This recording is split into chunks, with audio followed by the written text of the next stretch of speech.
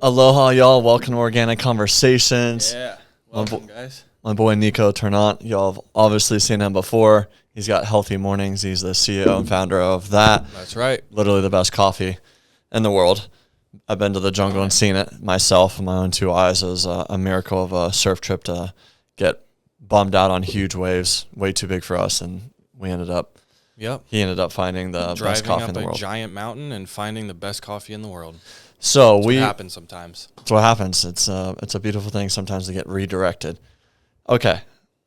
We're going to do a little bit different podcast style this time because we're going to do like a ESPN PTI, pardon the interruption, part of the healthy interruption style. We're just going to do a little more quicker paced and hit more topics in a smaller time frame instead of just going on a... We're going to do 1 minute time frames, right?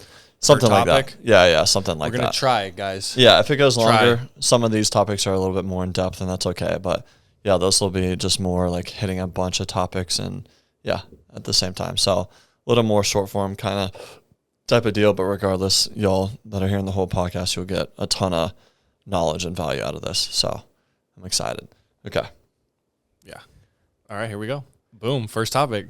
First topic, it's a huge one. Have you heard about the avocado oil chips being not avocado oil? It's just like a different part of, is it just not avocado oil at all or what? No, bro. Tell me, bro. Because I've heard a little bit, but I haven't heard the whole story. 89% of processed foods labeled with avocado oil contain no avocado oil. They contain seed oils. Just complete like greenwash lies. BS, yeah, because there's labeling. 100%. Researchers tested 54 labeled avocado oil foods, chips, salad dressing, and mayonnaise, and 48 of them contain other oils, including cheaper alternatives like canola and safflower oil. Yeah, it's so annoying. And some labeling I've noticed will even say avocado oil or canola oil on the back of it. Of course. And you know what it's going to be. It's like a blend. You have no clue. 100% of the salad dressings failed, 93% of chips failed, and 71% of mayonnaise failed.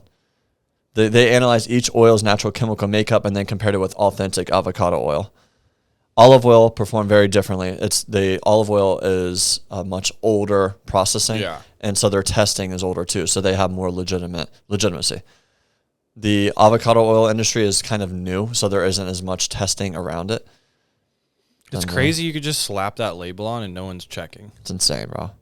And it's like it takes a guy going to a lab and doing his own test to find that there's no avocado oil. Because so much of those products that say avocado oil end up hurting my stomach. And isn't that crazy? Yeah. And then, so I have specific ones that I'll go to and hit, but many that I'm like, I know that one's not good. It's nuts. Siete is one of the bigger ones that failed. Pretty much all of the big brands that have sold out to mega conglomerates failed. Yeah. Like Siete, Boulder. Gosh, let me look at some more actually. Yeah, pull it up. So gang, don't trust labels. That's basically the sad reality. This is why I mostly try and like just eat whole foods, you know? Not to sound cliche, but it's because I don't trust the labels. Yeah, bro. It's people insane. Can put whatever the hell they want on it. It's insane that you can't go to the grocery store and you look at... See, all my audience knows to look at the back, look at the ingredients label, because they can do whatever on the front of the label. It looks all pretty, all natural, blah, blah, blah. You turn the back around the label, and it could be good, it could be bad. And even the good stuff now is bad. We can't trust shit, dude. And then it's like, it's the buying agent at Lazy Acres or Jimbo's or whatever. But they're trying their best. Yeah. That's the thing. They're looking at the options of healthy brands. Right. And these guys are just lying to them, and they're trying their best. Okay. So even them, keep going. Avocado oil has a problem. 48 out of 54 products failed. UC Davis, the authenticity testing. Okay. So 93% of chips failed, 71% of mayo failed. The bigger chips that failed, I've snacked on them quite a bit. I brought them to parties thinking they were good, thinking that they're 100% avocado oil, and they're not. Yeah. Boulder, Jackson's, Yep. Siete, Kettle. Yep, those mess with my stomach. They're crazy. 100%. The mayo ones, which is even wilder because Primal Kitchen. Yep. Primal Kitchen, bro, they used to be great. Chosen Foods, they used to be good as well. Yeah, I even noticed that mayo go downhill over time. The Primal. Wow. I used to always get Primal. So Primal Kitchen is now owned by Kraft Heinz. No kidding. No the wonder. Sir Kensington avocado oil mayonnaise owned by Unilever. Chosen Foods owned by a private equity company. Boulder. I was going to say Chosen Foods was then my secondary. Okay. But Boulder. then, okay, it's private equity, which is at least better. Boulder Canyon owned by UTZ brands. Siete is now bought by Pepsi. Yeah, fried. Insane, bro. Siete's fried. Insane. So for me, what I like is the beef tallow chips, a lot more expensive. It's instead of $4 or $5 a bag, you're looking at $11, $12 a bag. They taste so freaking good. And once again, if you want good stuff, you're going to have to pay. That's just how it is now. Cheap ain't good. Good ain't cheap. And if you're treating chips like a once in a while thing, you're fine. Which you should be. Right. Then like $12 bag isn't a big deal. 100%. Exactly, bro. So and that's the thing. You shouldn't be snacking on chips all the time. Yeah. You know, like even if you're, day, you know, want to try to be healthy, but you're snacking on avocado oil chips or beef tallow chips every night, not the best. Yeah. Yeah. Even like those chips, you should have a couple times a week, if that, you know. It's insane. So pretty much everyone that sells out is going to be garbage. It's just the nature of the beast now. People are building these health companies up, like Siete was great, and then they sell to Pepsi for billions of dollars. I was going to say. And then they change overnight. When Pepsi knocks at your door with a fat check, what are you going to do? Right, and that's like your family that you're talking about. Yeah, you got the next 10 generations lined up. Right, bro. On one transaction. So it's just tough, I also man. get it for the families of like Siete and shit, but as well, I would want to be on the board or something to where they can't change the ingredients. Exactly. Like physically in the contract, like this is the sources we're going to pull from. Like don't change the freaking ingredients. It's crazy, bro. So that's breaking news on the avocado oil front. Yeah. Wild. Can't trust anything in a damn grocery store. Eat Whole Foods. Yeah. And if it's in a bag, think twice. Bag, box, can, jar, whatever. If it's in the inner side of the grocery store, not the outer aisles, if it's not refrigerated, good luck. It's processed food. Yeah. And you're going to deal with some sort of preservative. Yeah, preservative, because it has to last on the shelf. Food can't last on the shelf. If you leave milk out, cheese out, whatever, it's eventually going to go bad. Yeah. Preservatives and all that in a processed food makes it okay, but like even then you can't trust it. There's like very few companies that you can trust. Love Bird cereal being one of them. I know it sounds like a cereal company, but it's really good, great ingredients, but like they're one of the only few that are doing it right. There's not many out there like that. It's so sad. It's tough because food doesn't have a lot of margins either. Right. You know, there's so much competition. It's like, why is someone going to pay $12 a bag for some beef tallow chips? They have to be like us to want to have like better for their health. They have to be willing to pay literally 3 times more.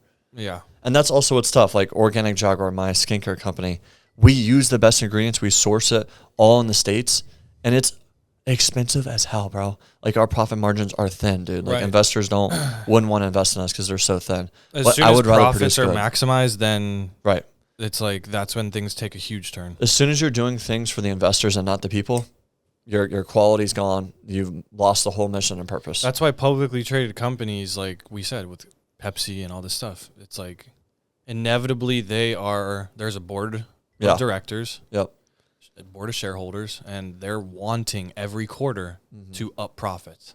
Every quarter. Yeah. And we revenues. have 7 people in the Organic Jaguar team, bro. And that's all they want. If we had 100 board members, like think of how many people we would have to pay out then and all that. And then you're really stretching everything thin. And then your linen pants that you just dropped, which are great. Thank you. But those, instead of being nice quality, you guys, if you had a bunch of board of directors and people they would say, we need more margin. Yeah. And then the quality would drop. The price would stay the same. They would source it from China. They're going to, maybe not do the same drawstring, no more embroidery. Yeah, it's crazy. They're going to ship everything in plastic versus our biodegradable wheat straw or whatever, our biodegradable packaging. Crazy. So that's that. Not good. Have you heard about aluminum and deodorant, like Old Spice, Dove, all that? 100%. Have you heard that? I had blockages in, this is a great one for me because I had multiple staph infections, which me and my doctor basically deduced down to most likely being from my Old Spice stick type deodorant. Because of the aluminum? And I'll be honest, I was putting a good amount on. I was a little bit plastering too much, I think. Okay. But even then, it shouldn't cause you to have a staph infection if you accidentally put a little too much deodorant. Dude, the aluminum and deodorant is linked to Alzheimer's and dementia. That's wild. Yeah. Because you got to imagine the lymphatic system in our body is meant to drain out the toxins in our body. And one of the biggest nodes is right here in our armpits. Yep. So when men or women are putting this aluminum in their armpits, that is a heavy metal going right into your lymphatic system. And that is not okay for many reasons. One, you're clogging the pores. Two, you're putting aluminum in your detox pathways. That's running all throughout your body. So horrible. That's It's like horrible. direct injection aluminum straight to your system. Right. Horrible. Yeah. So Terrible place to put it. more people need to realize that antiperspirant deodorants are the worst for you, the worst. And then unfortunately, a lot of natural deodorants are crap too. They either one, don't work, two, they use sodium bicarbonate, which is baking soda, which I don't know if you've used that. I've used it and I get super bad rashes, like pink, red, too. hella itchy. It's crazy. That's why I don't like that one. Using a deodorant with like bentonite clay or magnesium, bentonite clay or magnesium hydroxide or diatomaceous earth. These are things that can naturally detox your lymphatic system, which is really cool. And one, they also work by absorbing moisture as well. So there's like many facets of it. I've literally only used one deodorant that's actually worked, and it's this organic Jaguar deodorant. Same here. It is. I was off deodorant for years So bomb. because of this. I had 3 back-to-back staph infections. Wow. On my arm. That's crazy, bro. On my armpits. Yeah, dude. This one got so big I couldn't lower my arm lower than like here because it was the size of a golf ball. Wow. And I had to take max levels of amoxicillin, which isn't good for your body and everything. So the doctor came in and she was like, or I went to the urgent care. She said, "Thank God you came in, because if this had been another few days, we might have had to like do a surgery or take you to the ER. You know what I mean? For monitoring and everything." Have you used this that organic stuff Jaguar? can like kill you. Yes. So this is the one that I would say, so I stopped cold turkey and go ahead and, it's crazy. Shocker. I have no staph infection since I stopped. And then I've introduced that and still nothing. So yeah, of course. I mean, they only use natural ingredients. So bomb. Coconut oil, shea butter, cacao butter, beeswax, bentonite clay, diatomaceous earth, magnesium hydroxide, hemp oil, essential oils, and non-nano zinc oxide. Yeah. That's it. You go figure. As soon as you stop using toxin shit, your arms stop creating crazy infections. Yeah. It's insane. All natural ingredients. Yeah. Like you can understand all these. Bro, Minerals. I look at the back of the ingredient labels on most skincare, especially deodorants, bro. It's a bunch of like lab made shit. A bunch. It's insane, dude. It's like, why do we have like the alphabet mixed with numbers in here and a word?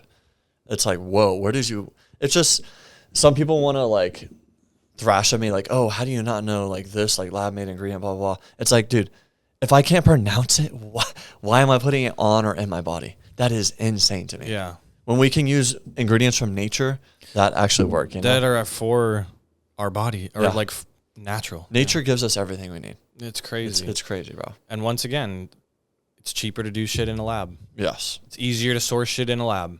It's harder to source it in the world, out of the earth, and then put it into a nice product with nice packaging. For sure. Which is what you've done. So it's like, hopefully people pay credit to that, and also just wake up to the fact that all these big companies are just undercutting quality to maximize profits. That's all it is. Another stem to the first topic. Yeah. Have you heard of A-Peel? I have, actually. And it seems just like a outer coating to make, once again, shelf life longer. Right. And you know who this is owned by? Our boy Billy. Our boy Billy, the owner Billy of G. Microsoft. Yeah. Billy we won't G. say his full name because it might get pulled. Everyone knows who we're talking about. The owner of Microsoft. And not good. This is also recently, it's been approved for USDA organic certification. Okay. Not great at all. So you have this chemical bath. So you can get, you're saying with that, you can get an A-Peel product certified or that is now certified to be organic. You pick up a fruit, a vegetable, avocado, whatever, and it says organic, but if it has the A-Peel coating, bro, like run away from that. Throw it out. Don't buy it, obviously. Yeah, it is literally a chemical warfare that is going on right now. But is it on like things like berries where you're eating the outside, or is it only on things like avocados where you're cutting in and eating the fruit on the inside? I don't think it's on berries. I believe a lot of it is on apples and avocados. But apples, you eating the skin. Correct. What the fuck? Yeah, not good, dude. I get it if it's like, I mean, I don't get it at all, but I guess I get it more if it's like on oranges, bananas, avocados. It's just shit where it's kind of sealing it. It's almost like a plastic bag around it. Right. But then you can cut through it and eat the actual fruit, you know? Not good, man. But I don't get it on a berry or an apple. That's for sure. Why is it that everything the owner of Microsoft touches happens to be like some sort of eerie, weird thing that is like meant for human depopulation in some sort of way or another? Right. You know, I don't get it. Yeah. No, it's. Well, I mean, what are. And then what? He's funding the. So he's funded one. He's been known to talk about depopulation. This is before the COVID pandemic. This is, you know, he owns a part of the COVID vaccines. He also the ticks invested in so much like pandemic relief solutions for sure. Like 6 months before COVID, by the way. Interesting, yeah. Just 6 months. The ticks that are being released a lot in the south and the east of the United States. Yeah. He has a hand in that. It caused you to not eat meat and dairy, right? Yep. Yeah. Correct. Yeah. Wild. He has so many things that are just oddly enough happen to be mass produced. He's buying up a lot of farmland in the United States. He is heavily invested in Beyond Meat and all the meat alternative. Lab-grown meat, too. Lab-grown meat, yes. That's another huge thing. How is that going to be, like, allowed? Bro, it's already being sold in Sprouts. No, it isn't. Lab-grown meat is already being sold in Sprouts, ladies and gentlemen. Do they say lab-grown? I think it has to, but in a very small fine print that people are not going to look at. Most people are not going to look at. And it will probably be cheaper, so people will automatically pick that up. And do you know what animals they're growing? No, I do Chickens? not. Let me look. Chickens. Let me look. Pigs? I mean, I would doubt they're growing a whole cow. I don't think we're getting filet mignon out of this. Who knows, bro? I mean, it'll be grown to look like it. It could, though, actually, right? Some lab-grown filet mignon. I'll take the grass-fed, lab-grown millennial. Because you could actually just feed them grass if they're in the lab, and you could still put a grass-fed label on it. Okay, That's probably what they would do. So Sprouts just became the first chain in America to sell Billy G's lab-grown meat despite links to cancer. Oh, God. There's already links to cancer? It just came out. In 2025, Mission Barns became the first American company to receive FDA approval for the sale of its cultivated pork fat that is grown in steel tanks. The company plans to launch 2 products in Sprouts as their first retailer: Applewood smoked bacon and Italian-style meatballs. How is the meat made? Mission Barns start by collecting a small sample of cells from a pig. These cells are then placed into large stainless steel cultivation tanks, bioreactors. Over a period, they are fed compounds to help them grow and multiply. It's almost like a fungus. They're like multiplying like a tissue. Correct. Meat. The harvested cultivated pork fat is then combined with plant-based ingredients to create products like bacon and meatballs. Until now, what the fuck? Cultivated salmon in the U.S. has already appeared in a handful of restaurants, and lab-grown chicken was cleared for sale in 2023. That was 3 years ago. These meatballs and Sprouts will be the first lab-grown meat officially sold in markets, and there will be no lab-grown label on it. What? Bro, what Why? is that? They're allowed to do it? Pff. This is all in Sprouts only? Bro, we got to go to the farmer's market. We have to grow our own shit or go to the farmer's market. This is insane. That's nuts. Because obviously Sprouts isn't the worst grocery Correct. store. It's one of the better ones. So if you go to Safeway, Vons, whatever else, if you're in the East Coast, you go to Publix or whatever, you guys are all fried. That's insane, bro. We are all fried. That is messed up, dude. Because it's going to look very similar. And if it's cheaper, bro, people will automatically buy it. Yeah. Because, dude, it's hard to live nowadays. It's expensive, bro. Bro, people be going to Costco and getting like the 80 pack. It's going to be the 80 count lab grown in a couple months. Dude, that is insane to me, chicken bro. nuggets or some crazy shit. That's insane. That's so sad, bro. So sad. Trader Joe's mini tacos full of lab grown meat. Not good. No, not good at all. Yeah, I mean, we have to grow our own. We have to be in communities again. We have to raise our kids with villages type of deal. Like, dude, it's unfortunate, bro, because they made it so expensive to live in the United States and a lot of like major, first world countries that it's like we are handcuffed to the system almost. They have made it to where the average person, and I'm grateful to, I guess, be a little bit above the average person where I'd have a couple extra dollars to spend on a few, products. But like, bro, most people do not have that. Especially like also geographically, if you're not in a progressive style city in the United States, you don't even have access to a grocery store that sells anything good. And also you might not even that it's not in the culture of Americans to think let me try to look at a local farm Correct. for some food, for a CSA box, for some chicken and all this stuff. It's not. It's not in the culture. And so people just go to Safeway or they go to Vons or Winn-Dixie or some really shitty grocery store. We're so used to trusting the system. We're so used to, I need sunscreen. Let me get the first, bright label. Oh, let's Copper tone. Whatever. Sorry to blow them out, but no. whatever. And I'm sure you'd appreciate dude, my it. mom in the middle of Tennessee, bro, she doesn't have those nice grocery stores. And like exactly. Case in point, right there, your mom. Right. And like she doesn't think outside. Like I'm like, hey mom, you should look into getting a half a cow from your local rancher. Yeah, because she's in a farm area. Bro, 100%. She could actually leverage that. But dude, outside of San Diego, outside of like these little health cities, by the way, San Diego is definitely the healthiest city by far in America. Yeah. I would for sure agree. For sure. We can argue against any other city about that. Easy. Austin, Texas, or New York City, or like, we'd blow them out of the water. Miami, we blow Miami out of the water. We blow SF out of the water, I would still say. It's all homeless people there. Yeah. Yeah, San Diego is by far the healthiest city in the United States. Yeah. And then maybe Hawaii, I don't really know. Could be. Yeah. Hawaii, any of the islands. Yeah. Technically. And then I was about to say Alaska, but like some of the people, I mean, it's tough because some of that food has to get like flown in still. Right. Because it's here so we cold. have 365 days a year growing abilities for farm food, for raising livestock, all that kind of stuff outdoor. It doesn't have to be in like a big winterized shelter and fed corn. So we're lucky. Yeah, we're lucky, bro. Yeah, it's unfortunate, man. Most of the Americans don't have that extra dollar to spend. But dude, I mean, here's the thing. If you get high quality ground beef, rice, avocado, whatever, you're fine. Mm-hmm. But most Americans don't know that, don't think like that.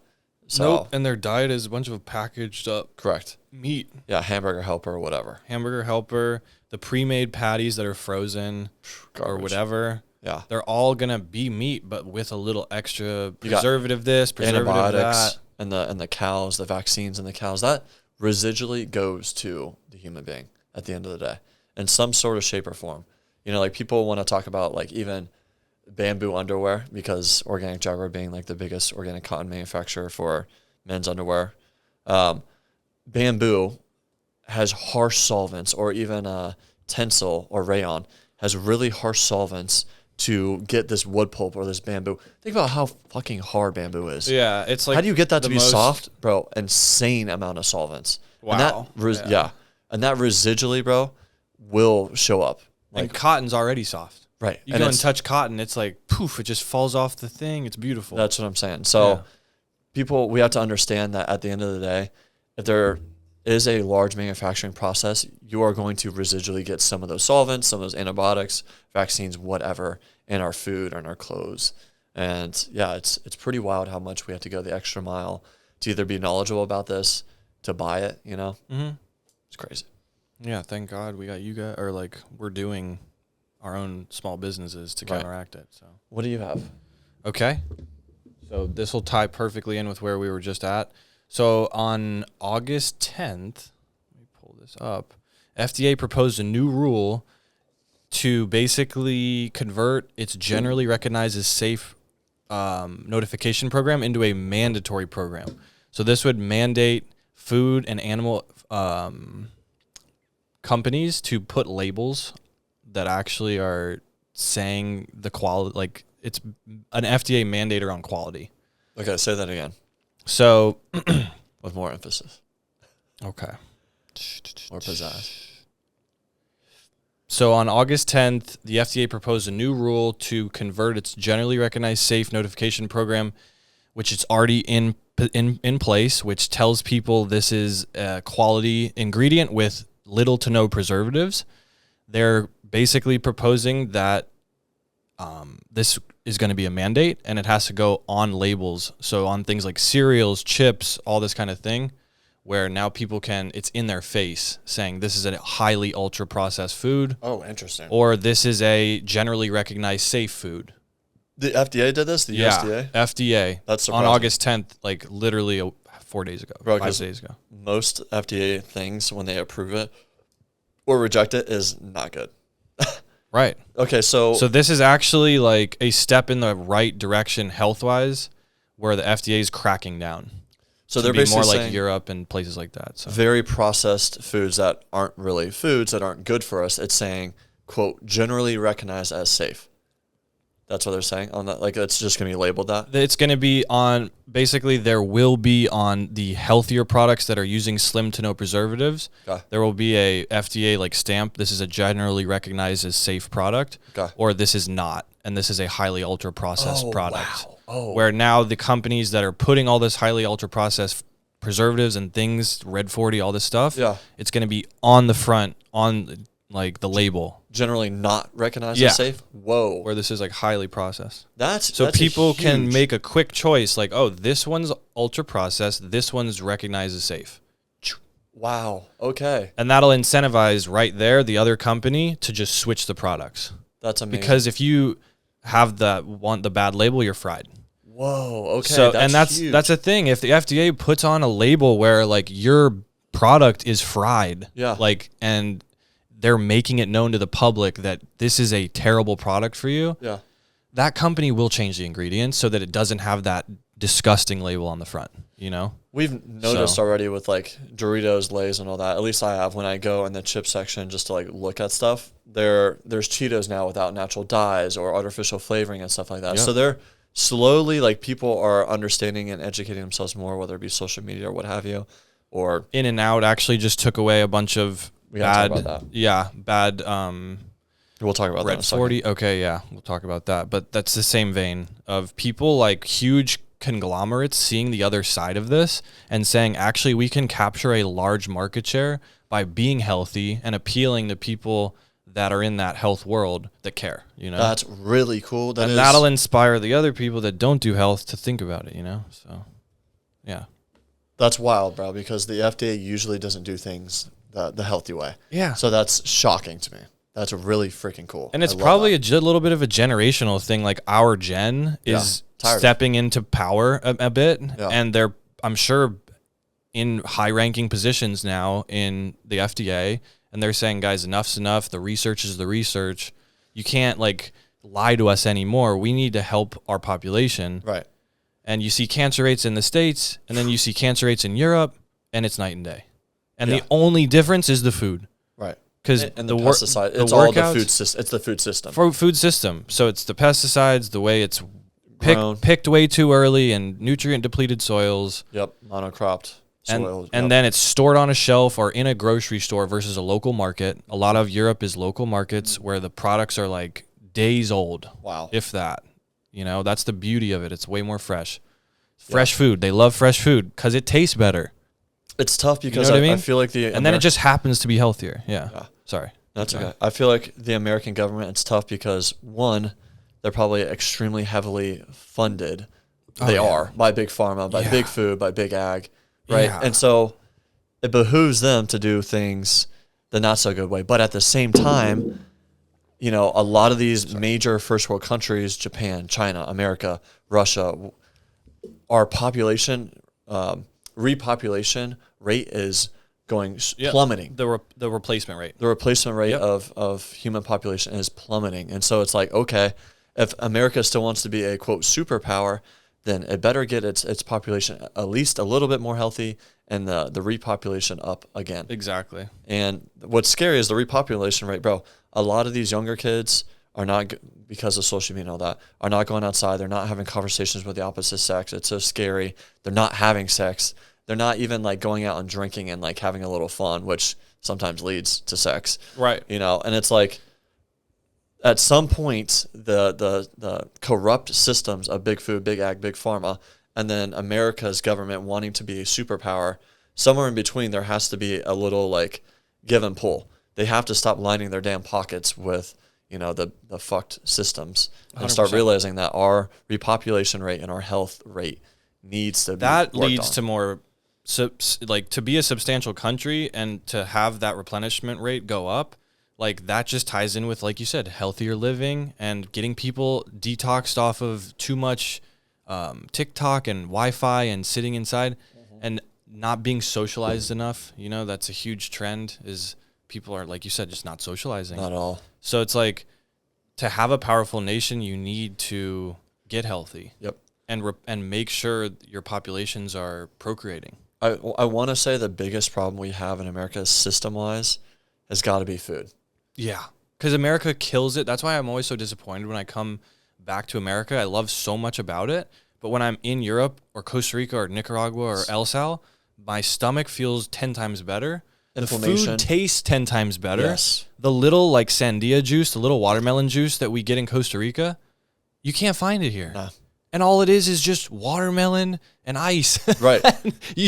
But the watermelon tastes incredible. Bro, and if you find It's it here, incredible. it's $13. Yeah, it's $13. It's $13 at your bro. local health food store, and it's way less fresh. And the watermelon doesn't taste as good. True. Because it's picked too early. Picked too early or grown in not And nutrient grown in soil. a greenhouse. Right. Instead of Costa Rica, where the thing is growing all year in perfect conditions, Yeah. man. And freaking Tia's backyard. Tia's backyard with the chickens. Yeah. Rosie, actually. Yeah, Rosie bro. has the chickens. And dude, She's the like, lady. chickens are shitting on the land. They're not spraying anything because they can't even afford the spray. You know, And when it's you buy the chicken dish from Rosie, it's incredible. insane, bro. It's incredible. Remember the chicken wings in El Sal, how small they are? Yeah. Bro, in America, the chicken wings are so fat and plump, and like you got to imagine the amount of antibiotics and crap they're And pumping into these synthetics, they're chickens. just pumping into these And the things. chicken gets to live in a box this big. Horrible. Whereas in Costa Rica, they're like running around and like they're grabbing fit. that bitch to. They're getting a very multiple style diet, little grubs and worms and all sorts of little stuff. It's tough, man. It's really tough. I love America. I'm proud to be American. But when I go to other countries, I see so much more of like, oh, wow, America's pretty corrupt. Yes. You know, like, sure, we're very safe. Like, I'm very, you know, and most 95% of America, you're going to be really safe.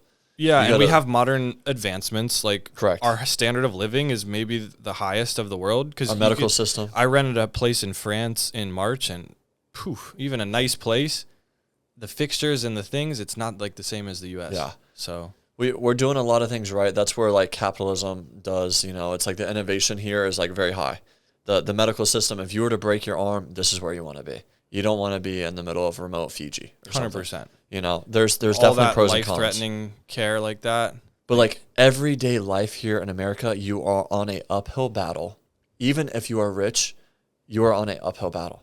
You know, For health. For health. Yep. For health, you are on an And for uphill battle. ducking toxins, That's 100%. which that is also in health. correct. But there's as much of ducking as there is seeking, right? Correct. It's yeah. crazy. You have to duck the, you know, you got to have air Microplastics purifiers. You got to and have, yeah. you got to filter your water. You got to go to the farmer's market. You know, you have to shop only organic. And we just talked about A-Peel being an organic. Even sometimes walking in park grass, I get worried that they just sprayed it with a bunch of glyphosate or some shit. 100%, dude. And now you got to think twice about what body of grass am I going to step on. Right. You know what I mean? Yeah. It's crazy. It's nuts. Whereas, you know, And I'll feel like itchy on my feet if I do it in the wrong. Maybe it's fertilizer or whatever, but even then, I don't need that on my feet. You know? A synthetic fertilizer. I don't want that. it's tough, man. I mean, I definitely love it here, but at the same time, when I go to other countries, I love it there too, you know? So it's give and take, pros and cons with everywhere, right? For sure. So, yeah. Okay. Perfect. We can move to the next Yeah, one. I got one. Bro, one of the, let's see. Hit it. One of the more fast food chains I would consider healthy, which I go to probably once a week, as you know. Okay. Especially if it's late night and your boy hasn't I love eaten. the honesty here. Honesty is, I preach balance, y'all. You know it. In-N-Out has pulled Red 40, Yellow 5, sucralose, and cottonseed oil from its menu. Boom. How cool is that? That's awesome. That's so cool. So In-N-Out has pulled 9 artificial ingredients from the menu that has barely changed since 1948. That's wild. The FDA had only asked to do that for 2 of them, and nobody made them do the other 7. They just did it. And this is exactly prime example of what I was saying is I guarantee this is a positive business move for them. Correct. They end up making more clients and selling more burgers because of this. They know me and Santa Cruz are going to go there and talk about it, and you know, blow it up. and blow it up. And most of their clientele is the younger generation. 100%. So In-N-Out has removed Red 40, Yellow 5, high fructose corn syrup, calcium propionate, cottonseed oil, artificial vanilla, artificial flavors, sucralose, and So good. saccharin. That's so much shit. That's so much stuff. But they're not perfect. Sorry, keep going. Their spreads still list corn syrup, polysorbate 80, calcium disodium ETA, and the better oil they said they were researching for their fries. And I heard about that, yeah. May 2025 has not landed. So I'm sure it's like a big month because their oil, they use a lot of oil. Yeah. So if they blow out on an oil, they're going to blow out their profit margins. It's so funny when I went to In-N-Out my first time in California, living in California, I don't know, like 8 years ago. The double was $4.20. Right. 4.20. Uh-huh. Now it's $6.55, I think. And that was 4 years ago. Yeah. And well, like 8, but yeah. Okay, 8 years ago. Yeah. Even then though, it's not that long ago, and that's like a substantial increase. It's not double, but it's up there. Yeah, it's up there. I mean, dude, growing up, funny enough, I'm gonna blow up my own spot, and I'm not perfect. I just learned a lot of this health stuff probably, 5 to 10 years ago, especially a majority of it 5 years ago. When as a kid, I would go to McDonald's. I would get 2 McDoubles, a small fry, and a large sweet tea, and it was $4.24. Yep. And now it's the best order. There's no dollar menu anymore at McDonald's. You do that same order now, you're looking at $12. Yeah. And obviously, you could get an actual meal for like 20. Yeah. Or maybe 18. And dude, that's like for a decent meal at a restaurant. With In-N-Out, they could charge $1 more on everything, and they would still just have as much clientele if they use beef tallow and stuff. Right. And maybe even more people would go there knowing that it's like, oh wow, this is a healthy, like an actual healthy fast food option. Yeah, that's for sure. That's why Tallow Grill in Venice Beach that, I'm part owner in is like dialed in, bro. Yeah. They have place. I still haven't been actually. We have to go. We have to go, bro. We got to film some content. Next time we're up in LA. Tallow Grill is the healthiest fast food there is. It's like crazy. The Cava Chipotle alternative. It's like a Mediterranean style. It's bowls, right? It's bowls. It's bowls, a lot of wraps, bowls, salads, wraps. Yep. Okay, it's wraps. It's so freaking good, bro. I mean, everything is dialed in, even to like they don't use plastic cutting boards. They don't use tap water. They use RO. They don't everything is sourced locally. If something isn't in season, they don't use it. Tallow Grill, TALO. Yeah, the owner of that is so dialed. He's awesome, bro. Graham is such a good guy. Yeah.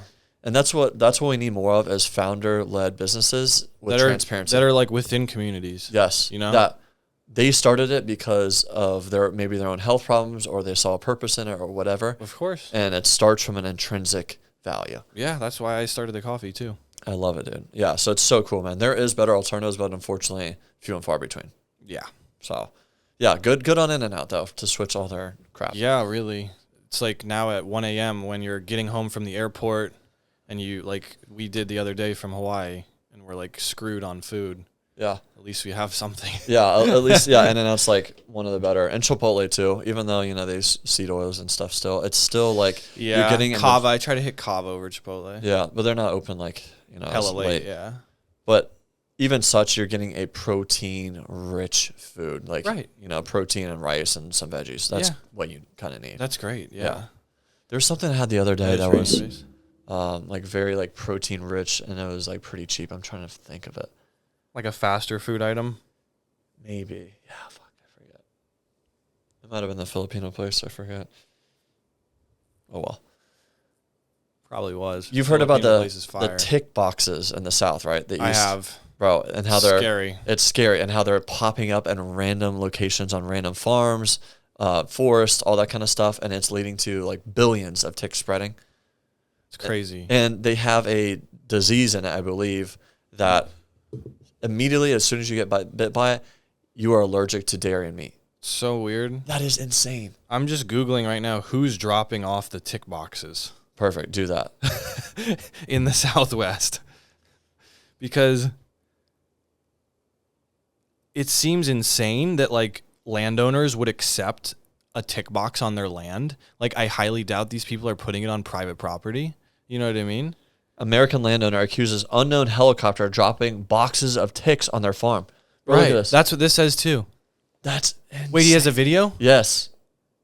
No way. Bro, that is insane. How are they lowering it? Via a rope? Yes. No way. Yes. Wait, let me see. And Lyme disease, mind you, might have been a bioweapon. Lyme disease was created in a lab. Fuck, dude. So insane, bro.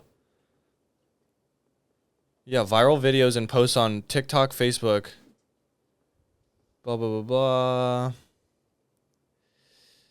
Trying to figure out if this is real or a rumor. It seems real. Do you think that video looked AI at all? The helicopter? No. The alpha GAL syndrome from tick bites And On farmland. Okay, sorry, keep and going. guess who is linked to it?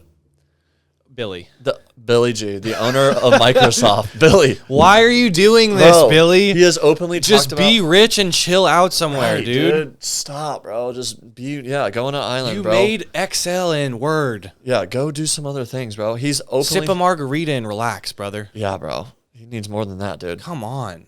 He is invested, or he is linked to the ticks. Yeah. That's insane, dude. It's sad. It's really nuts. sad, bro. It's not good. So yeah, check yourself, especially if you're in the south or the east of the United I had a States. I had a tick in Norway, but that was a different story. Yeah, I'm sure it probably has organic ingredients. It was a in Norwegian tick. Yeah. The thing was nice. Yeah. I got it. I pried it out of me. It was a real healthy tick. And I asked friends from that region, I was like, do these ticks have diseases? They said, no, it's nice. It's a nice tick. Oh, wow. Yeah, supposedly Lyme disease was a bioweapon invented by I the told CIA. you I got Lyme's, right? Worst disease I've ever had. Did you have Lyme? 10 times worse than COVID. Wow. I had makes COVID look like cake. Bro, because Lyme can, just like mold, can attack you in so many different facets of like horrible symptoms. I still feel like actually I have residual mild sore throat always. You might Because of Lyme. You might want to do like a heavy detox protocol where you're like hitting the sauna like 3 or 4 times a week with binders and all that kind of stuff to like really clear it out. I did do that actually after I did had this Toxis blend, and it was charcoal and a lot of things that are detoxing you. Okay. So I hit that. I think I could stand to do another round. Yeah. And do, like you said, sauna, maybe red light. Yeah. And maybe hyperbaric. I don't know. Yeah. Sauna for sure. Sweating is the main form of detoxification. I should do it. Thank God I do so much sports, and Right. I sweat a lot in sports, so it's good, and I feel so good after. Yeah. But dude, I'm talking a heavy sweat. Yeah, no, you're right. Yeah. A buck 30 and I in should the do that sauna. too. Like 2 weeks, like where during those 14 days is like 10 days of, 20-minute sauna, 180 degrees or higher conventional sauna. Yeah. Also, by the way, speaking of sauna, this is really cool. We are working on an organic cotton brief. So Oh, yeah. this has been shown. Sauna briefs. You know Brian Johnson, the like ultimate biohacker nerd dude that was like part of PayPal. Of course. He has done, what's really cool about him is, I don't agree with some of the things he said, but he is at least using his body and his money to do so many biomarker testing. So for instance, he has like found like the sweet spot for sauna temperature, sauna duration, and then the protective things that you need in the sauna. Especially men need to ice their boys down there. They need to ice the testes because heating up the scrotal temperature is not good for testosterone, for sperm motility, for just basically being fertile in general. Yeah. So you're cooking your fertility. Correct. And the only briefs that are sauna briefs, which AK means just a pocket for an ice pack, are a synthetic blend of polyester and rayon and stuff. Yeah. Not good. So we are taking upon ourselves, Organic Jaguar, to create an organic cotton brief. I've been doing a lot of R&D and testing. It's taken a while, and I'm really excited about that. That's going to be cool. It's tough to get the ice pack right. I was going to say it's tough because you got to wash the item. Well, correct? Well, there is a sleeve, so it will be essentially, there'll be organic cotton in between your testes and the pack, and then another, organic cotton. So, and do you take the ice pack out essentially before washing your boxers? Correct. Yeah, and then you can wash the ice pack with soap and water in the soap sink. and water. Yeah, exactly. Put it back in the freezer. Boom. Yeah. Another thing is for me, I was like, a lot of people aren't sauning before they work out. So this ice pack needs to last like 2 hours. It needs to last at least an hour. People work out for an hour, and then boom, they go sauna. So I'm trying to figure out. So you're saying that people would wear this ice pack while they work out? No. I what I meant by that is like I want to have an insulated pouch where they can chill in the locker, their backpack, their car, whatever. Yeah. While you work out. And then at the end of the workout, still be cold enough for your nuts. Yes. So that you don't have to bring your boxers in a cooler. Correct. That would kind of be a production. And so you could wear your organic cotton, ice pack briefs throughout the gym and stuff, and then you go to the sauna in the locker room, you take out the ice pack, you put that bad boy down there, and no one will know you have it on. It's kind of awkward to like bring an ice pack in a public sauna and like have that like kind of externally on your shorts or your boxers or whatever. Right. But this is like discreet. It's going to hit all the markers, bro. It's going to be huge. Nice. So I'm stoked on that. That's awesome. So yeah, that'd be fun. Cool. That's still another couple months out. Yeah. R&D. It takes time, man. It takes a long time to build good stuff. Oh, I can only imagine. And you need to source an ice pack for that. Yeah. Well, we're doing a custom shape one and all that kind of stuff. Have you sourced where you're getting the like materials for the ice pack and everything? Yeah, I'm still like working with a few manufacturers and doing a lot of sampling and testing, which takes a lot of time and money. Yeah. Yeah. So cutting out little shapes. yeah, exactly. Like in the ice pack. Each mold fee and stuff is like $500. Yeah. So like each time So you I try want to hit it right. Yeah. It's a bear. So yeah, it's expensive. It takes good time. Speaking of that, the Organic Jaguar linen pants just dropped, and I'm so stoked. It took me like a year to kind of get everything right. The softness, the length, the feel, the thickness. The fit. Yeah. They're bomb. Yeah, you like them? Bomb.com. That's awesome, bro. Yeah. They sold Waistband out. feels good. The tie feels good. The look is good. It's a multi-use look. I You can agree. dress it up, make it casual, take it shirtless at the beach, chill, go You to can like a wear party. it in the winter. You can wear it in the summer. It's like thick enough to wear in the winter. It's thin enough to wear in the summer. Yeah. It's you like could a like great go to material. church in it. You could go to a nightclub in it. Yep. You can do all sorts of stuff in Preach. it. 100%. Yeah. You know? Dude, it's sold out so quick because we're only doing limited drops because we only have so much money for inventory and stuff. And my mom does all the inventory in Tennessee. So yeah. Get the next drop, gang. Yeah, the next drop, bro. It'll be a little 300 units are going to go quick. bit. It was more than that. Okay, got it. Yeah. But it went quick. So that's for sure. I'm excited. We'll get more colors and stuff too. Nice. So Yeah. it was bomb.com. That just goes to show like people really want high quality things. 100%. When I was searching for linen pants, they were And all cool things, by the way. True. Unique. Stuff that you can't just find at like some store. True. You I know? would source linen pants and they'd be $100+ and they would be like rough or just like thin or it'd just be like a weird fit. And I was just like, okay, I got to do something about this. Yeah. So crazy. 100%. Yeah. Most of the stuff you find at a store, there's no emphasis on quality unless you're paying out the ass. Oh, it's insane. For designer or Right. And even designer stuff sometimes is bad. Yeah. Yeah. For sure, yeah. Bro, is it not wild that clear skies, beautiful day, but yet there's no chemtrails? But that's the same amount of planes that are flying in the air right now. So this goes against Brendan's point, Santa Cruz's point that, there's like 300%, increase in flight paths and whatever since the 80s, since the appearance of the trails and stuff. Guess what? The past couple months that it's been very clear outside, same amount of planes. Yeah. No trails. No trails. So what that means to me is when I see trails in the sky and then miraculously 30 minutes, hour later, it's misty, kind of cloudy, foggy out.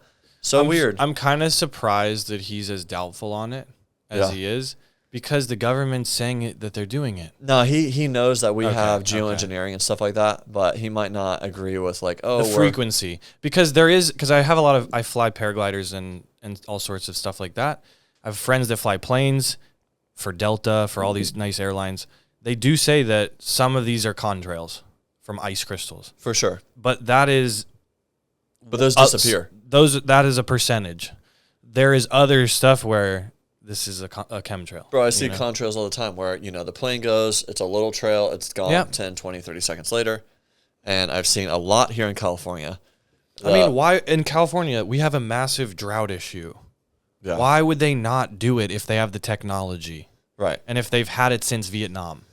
Of course they're going to do it. Yeah. And it's just unfortunate because of those ingredients that are silver iodide. A lot. There's three main ingredients in these chemtrails that are not good for human consumption. And then it's we're breathing in the air, it's landing in the soil, our food's being grown in it, our kids are running around the grass, the rain.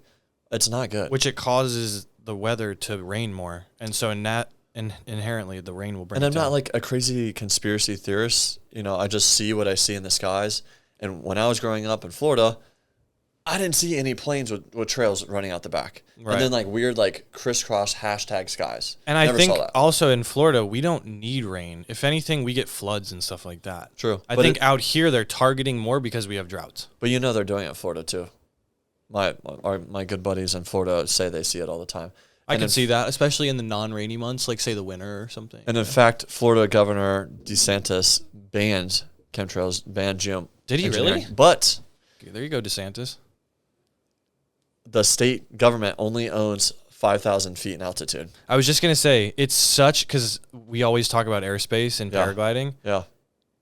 it's this weird limbo world up there. Yeah. Nobody really owns it. And most people, 98% of humans, never look up. Yeah. They live their lives on the ground and they don't think about it. Bro, so the, 5,000 and up altitude, elevation is, trafficked by the government and they can do whatever. Yeah. So, yeah, even though he banned geoengineering in Florida, it's still happening. Crazy, Rob. Crazy. Doesn't surprise me.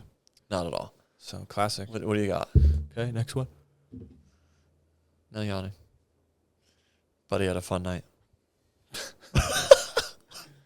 Okay, here's a coffee-related one.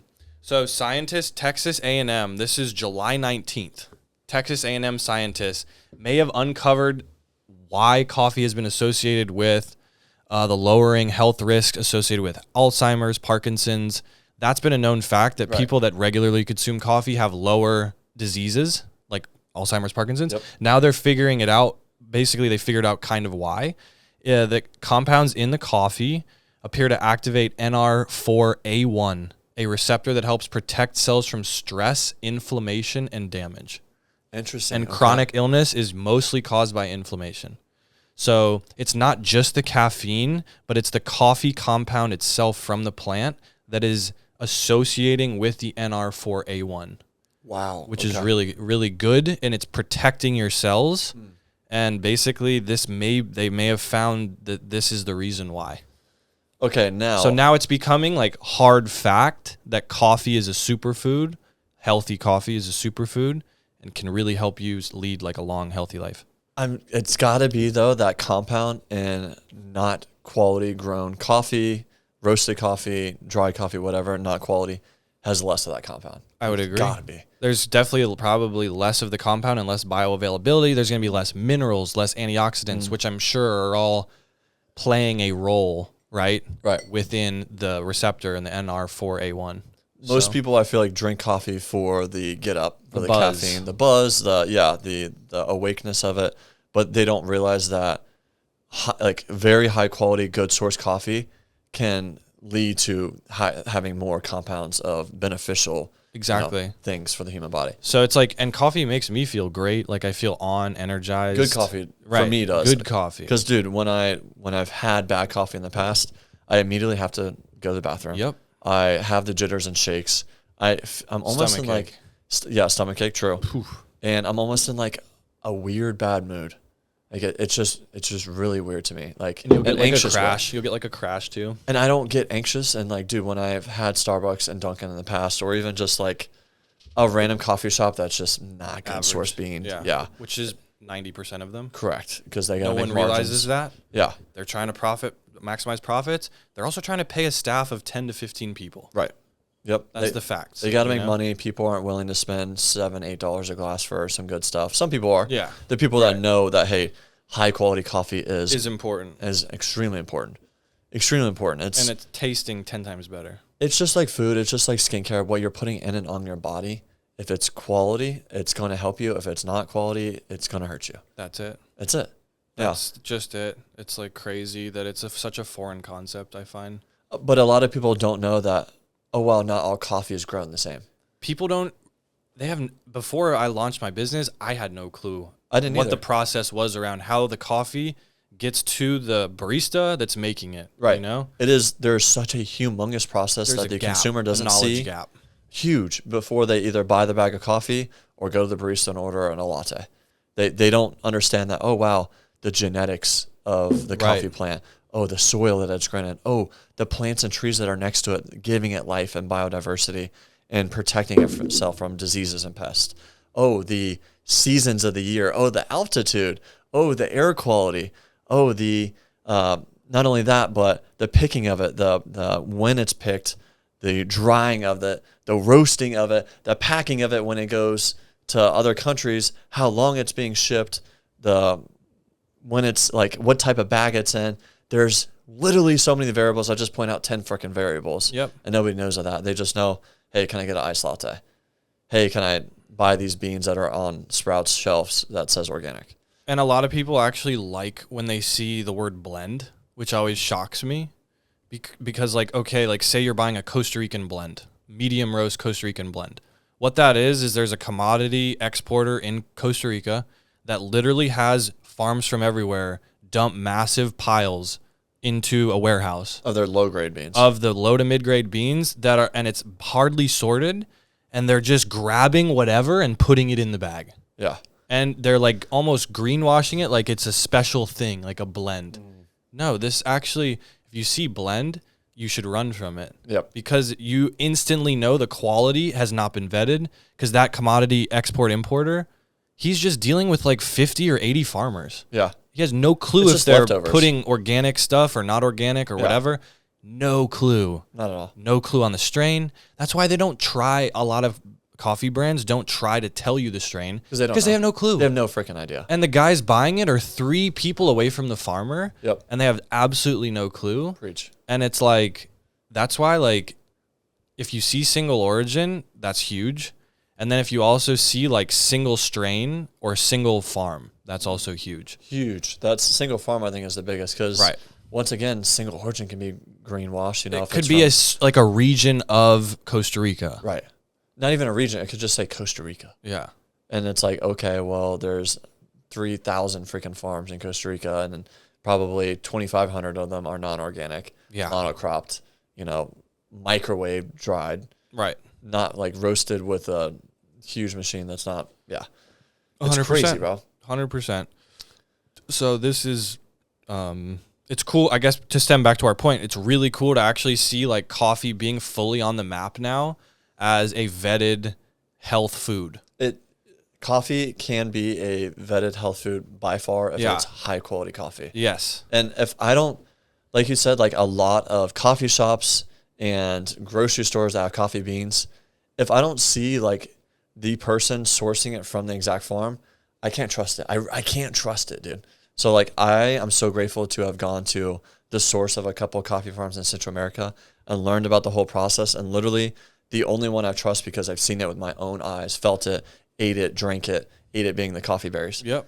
Drank I it. tell people about that story, they trip out, by the way. Yeah, so cool. So cool. It's Healthy Morning. That is the only coffee I trust because I've been to that small farm in El Salvador, and it is strain specific. It is grown in the shade with other plants and trees that help the biodiversity, that fend away pesticides, or excuse me, pests. You can feel diseases. how nutrient rich the soil is by just touching the ground. It's so good. Such rich dirt. I've so dark. I've never drank black coffee before because it always tasted to me. Yeah. Or whatever. Like you need to add sugar, you need to add milk to it Mm-hmm. because most black coffee is absolute crap quality. Healthy Morning is literally the only coffee that I use that I can drink black and be like, oh wow, It's better. this is amazing. Like Yeah. the taste of this is insane. I don't even want to add honey or syrup or milk to it. You don't need It is to. so good. I love it. It's the beauty of it. It's gotten me on black coffee. It's gotten so many people I know onto black coffee. And it's actually just simple to make. Bro, You have your pour over, it's water, the coffee, and the filter. Yeah. It's so simple. Dude, Healthy Morning coffee has ruined most coffee shops for me now. Yeah. Oh, me too. Yeah. All my friends too. Yeah, because when I go to... It's crazy. Because I only go to mom and pop coffee shops, and unfortunately, like, they have to make their margins. Yep. And they source from not so good places, but they don't know any better, bro. Because they don't know about the drying, the roasting, the growing, the strain process. They're living in coffee. their city, managing a brick and mortar business. Right. They don't have the capacity to like pop down to El Sal. No. Like we do. Yeah. And we do that naturally for surfing. Right. And so we pair that into finding amazing coffee. But most people that are owning businesses, they don't have that ability. Yeah. Maybe it's once a year they have the ability. Bro, the quality and taste You is know? insane, dude. You Yeah. can taste the quality. It's crazy. It's I'm awesome. so happy that I love it. I can't wait for you to get more strains. I know. Yeah. We're it's going to be sick. building that here in the next couple months. It's so cool. We got our second batch coming. Should be landing actually like in the next day or two. Wow. So second batch coming. We already like pretty much sold out of the first whole batch. So you airship yours, right? And Air freight. and 3-day air freight from San Salvador. It's crazy. I think one of the other huge points is the fact that you get it from when it's dried, and then literally a couple days later it's roasted, Yep. and then a couple days later it is on a plane heading to America. Yeah.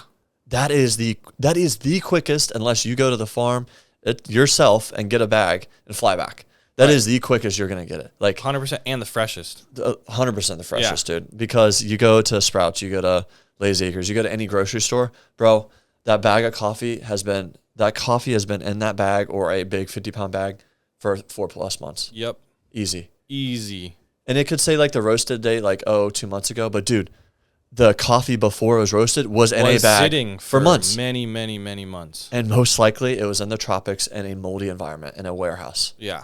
Crazy, bro. You are getting the healthy morning. You are getting the freshest, highest quality cup of coffee, and it's insane. Like, you cannot get it any fresher. And I read a study where they linked green coffee, when it gets moldy, the mold and the mycotoxins can seep in past the roast level where there's still mycotoxins present because everyone thinks, oh, it's roasted, so the fungus, everything dies. It gets baked out. Not true. Whoa. There's a little that stays in. So the thing is, like, people only a lot of the time will stress good housing conditions after it's been roasted because it's ready for consumption. But beforehand, they're a little more loosey-goosey. Wow. And that can also be a big issue. And it's like, that's why like you said, farm it fresh, store it for very, very little time, and then dry it. Wow. And then as soon as it's dried, roast it. Wow. Bag it, and it comes 3-day air freight. It's so quick. Dude, it's crazy. It's the best process. It's like the quintessential process to get crazy good coffee from the best farms in El Salvador. For sure. It's wild. It is the best, I'm bro. so happy I figured this system out. I'm so grateful, It's crazy. Bro. Dude, when I went to the Healthy Morning Farm, it is trippy because you go into the jungle of El Salvador and you don't know it's a coffee farm. Yeah. Because We it's had just no clue. A huge jungle. The waves of condensation is like flowing through the mountainside. There's bamboo, there's palm trees, there's woodpeckers dark everywhere. Green everywhere. Birds everywhere. It's like a tropical paradise. And then like the farmers are showing us these coffee plants, and it's like, holy crap, I would have never saw this. Right. It's so blends into the natural environment. It's so cool. And it's all hand picked. Most of the commercial coffee farms are all machine picked.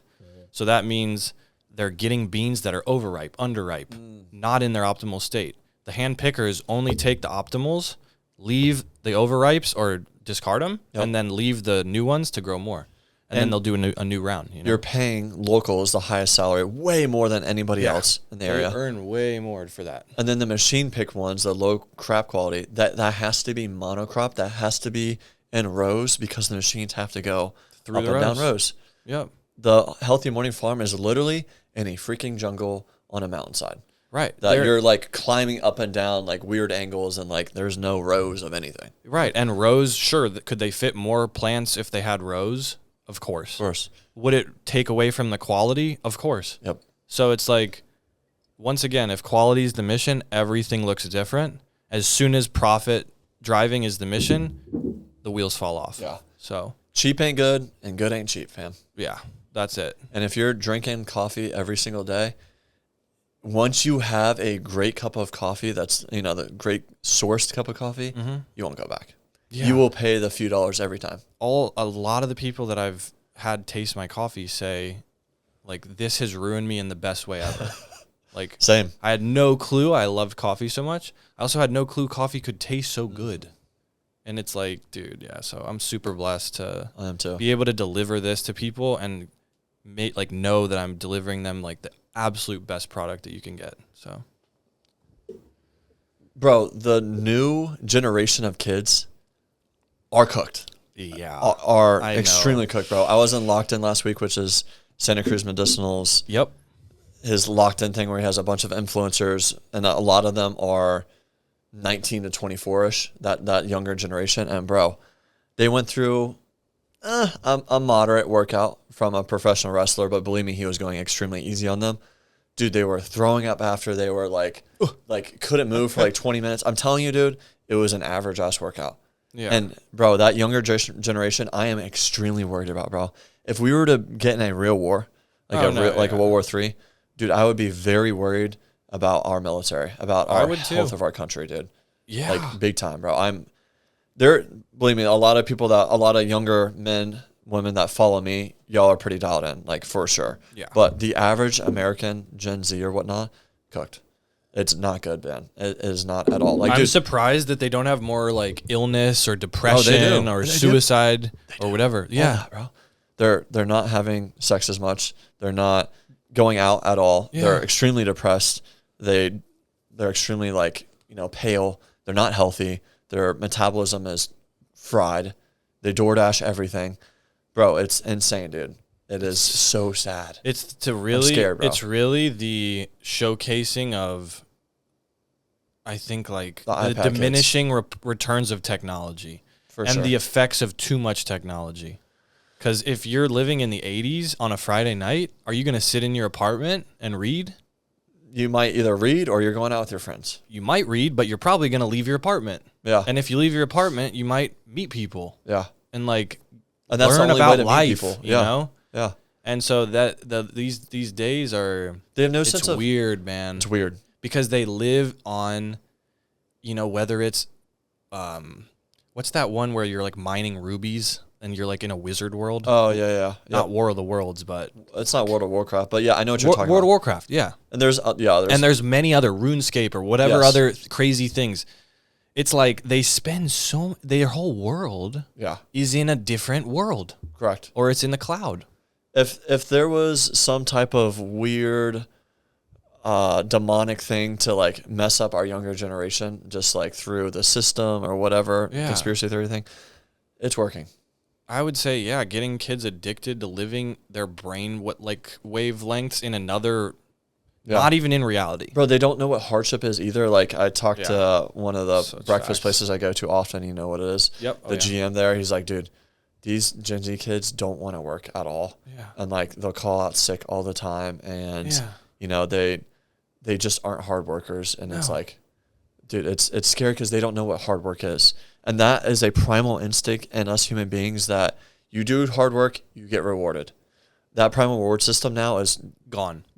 Because you have cheap dopamine on your phone. Yep. You can immediately get some type of endorphin, whether it's good or bad news, whatever. Yep. You're scrolling, you're getting endorphins. Whereas before, 10, 20, 30 years ago, you go out and do hard work and you get rewarded, whether it's endorphins or money or pleasure or something food. Like that. You got a hunt. Yeah. You did a hunt. Correct. That's why I say, like, for me, speed flying, where I hike up mountains and then fly down with a parachute, the hike up can be 1 hour. It could be 5 hours. Huge. It's hard. That's what it's meant to be. Yep. And it's like you get such a different feeling from a speed flight because you've worked for it than you do from watching a movie or doing a roller coaster or something like that. Or even you jumping off at Torrey Pines, like you're not having to hike. Exactly. You do at the end, but that's why sometimes I actually purposely make myself hike to get the reward. That's awesome. But I feel you. That's why I like hike. I'm addicted to the hike and fly, where you hike up first and then fly down. You get a reward from hiking and getting to the top. You conquered that mountain. Yep. And now you get the sickest ride down.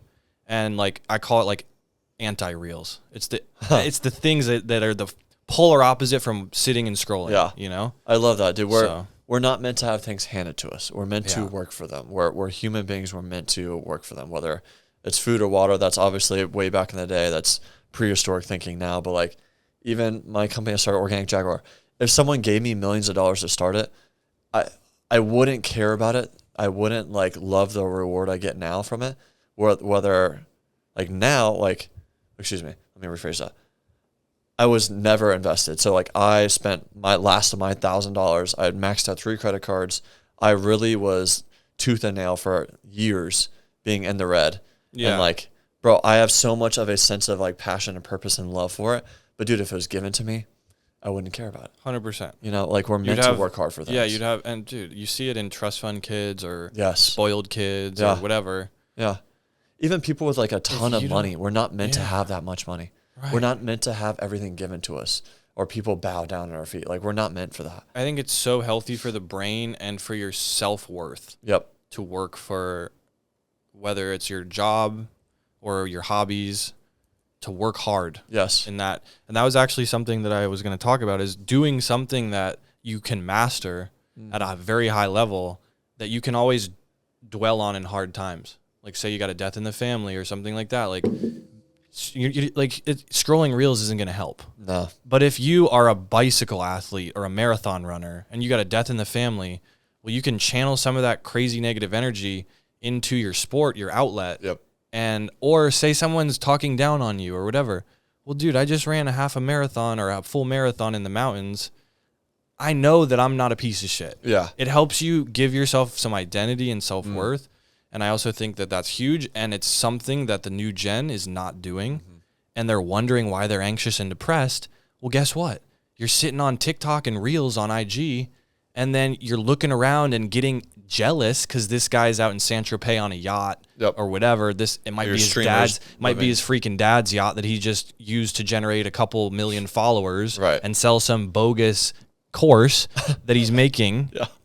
But then you got this kid who's looking at it thinking that he's getting jealous about it. Like that's normal life, or that's normal life. Yeah. So, and it's like, yeah, man. So the notion of hard work or putting in 4 or 5 years or 3 years into a business startup, they don't want that at all. They want to blow up on TikTok overnight. Correct. Yeah, it's scary that kids want to be influencers now. And you see that in the music industry too. Like our favorite rapper, Larry June, did a very long and slow, like low and slow, but really organic route to getting his brand where it is today. And now it's going really incredibly well. And guess what? It's not going to die tomorrow. It's not going to burn out. No. If you take time and build an amazing craft, it'll burn. That fire will burn for years.